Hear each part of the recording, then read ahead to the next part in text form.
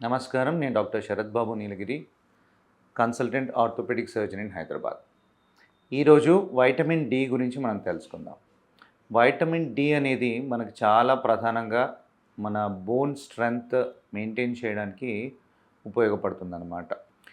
So, ఈ vitamin D తక్కువగా ఉండడం వల్ల చాలా మందిలో లెథార్జీ అంటే జనరలైజ్డ్‌గా బాడీ వీక్‌నెస్ కానీ, బోన్ పెయిన్స్, చిన్న పిల్లలలో బోన్ పెయిన్స్ చూడటము, రాత్రిపూట వాళ్ళు పడుకున్నప్పుడు నొప్పులవి చెప్పడము, ఇవన్నీ.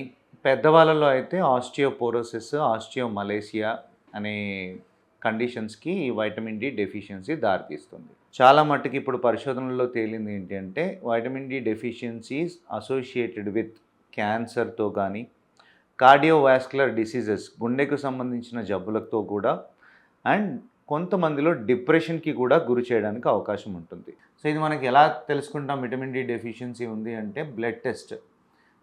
సీరం విటమిన్ డి అనేది బ్లడ్ టెస్ట్ చేసినప్పుడు 30 నానోగ్రామ్స్ పర్ ఎంఎల్ కన్నా తక్కువ ఎప్పుడైతే విటమిన్ డి లెవెల్స్ ఉన్నాయో దాన్ని డెఫిషియన్సీ అంటాం. సో, ఈ డెఫిషియన్సీ ఉన్నప్పుడు ఏం చేస్తామంటే ఆ వైటమిన్ డి సప్లిమెంట్స్ యూజ్ చేయాల్సిన అవసరం ఉంటుంది. సో, ఈ ప్రధానంగా ఇప్పుడు వైటమిన్ డి డెఫిషియన్సీ రాకుండా ఎలా జాగ్రత్తలు తీసుకోవాలో ఫస్ట్ చర్చిద్దాం. వైటమిన్ డి డెఫిషియన్సీ రాకుండా ఉండాలి అంటే సన్ ఎక్స్పోజర్ అనేది చాలా ఇంపార్టెంట్. రోజు అట్లీస్ట్ హాఫ్ అన్ అవర్ అయినా కానీ సన్ ఎక్స్పోజర్ అనేది కంపల్సరీ అవసరం. అట్లీస్ట్ మన 40-50% ఆఫ్ ద బాడీ సన్కి ఎక్స్పోజ్ అయినప్పుడే మనకు తగినంతగా వైటమిన్ డి చర్మం నుండి మనకి ఆటోమేటిక్గా అది ఉత్పత్తి అవుతుంది. ఇంకా వైటమిన్ డి ఎక్కువగా ఉండే ఫుడ్స్ తీసుకోవడం చాలా ఇంపార్టెంట్. ఎగ్స్ కానీ, లేదు అంటే fatty fish liver oils, cereals, ఇంకా ఎగ్ యోక్, ఇట్లాంటివన్నీ రెగ్యులర్గా మన డైట్లో ఉండేలాగా చూసుకోవాలి. సో, ఈ వైటమిన్ డి డెఫిషియన్సీ ఉందని నిర్ధారణ అయిన తర్వాత ఎలా ట్రీట్ చేస్తామంటే, ఎప్పుడైతే 30 నానోగ్రామ్స్ పర్ ఎంఎల్ కంటే తక్కువగా ఉన్నప్పుడు ఈ వైటమిన్ డి సప్లిమెంట్స్ యూస్ చేస్తాం. ఎలా యూస్ చేస్తాము? కొంతమందికి మరీ తక్కువగా ఉన్న వాళ్ళకి ఒక డోస్ ఆఫ్ ఇంజెక్షన్, ఒక shot of injection 6 lakhs international units of vitamin D injection ఒకసారి తీసుకుంటాం.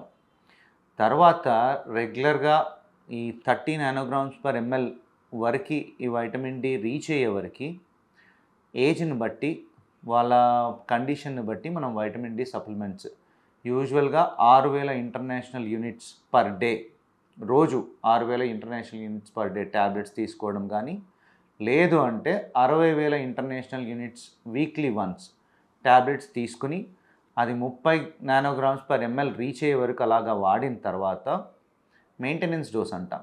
మెయింటెనెన్స్ డోస్ కూడా 800 నుండి 1000 నానోగ్రామ్స్ పర్ ఎంఎల్ వరకు మనం మెయింటెనెన్స్ డోస్ తీసుకోవాల్సి ఉంటుంది. సో, ఈ రిస్క్ కేటగిరీ ఎవరుంటారు?